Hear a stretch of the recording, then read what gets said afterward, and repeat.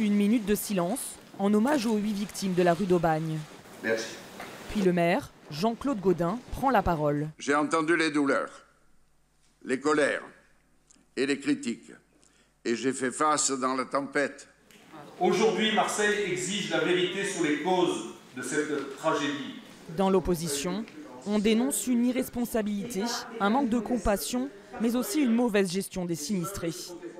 1600 personnes passeront Noël dans des hôtels, dans des chambres miteuses pour la plupart d'entre eux. J'attendais de la hauteur de vue, j'attendais qu'ils prennent ses responsabilités. Il y a 40 000 logements vides dans Marseille. J'attendais qu'ils les réquisitionnent.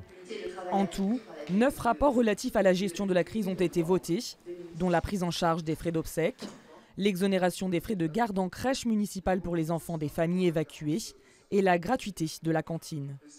Après 3h30 consacrées au logement indigne, les élus se penchent sur d'autres thèmes, dont la grève des tatas, qui dure depuis 2 semaines.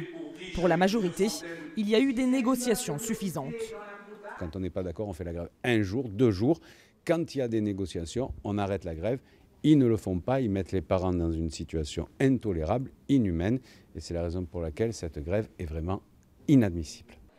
Il est 12h30. Les élus passent en revue très rapidement les plus de 200 rapports à l'ordre du jour. Quelques points font débat. Le projet d'agrandissement du parc Chano, pas une priorité pour l'opposition qui préférerait mettre de l'argent plutôt dans la rénovation des écoles.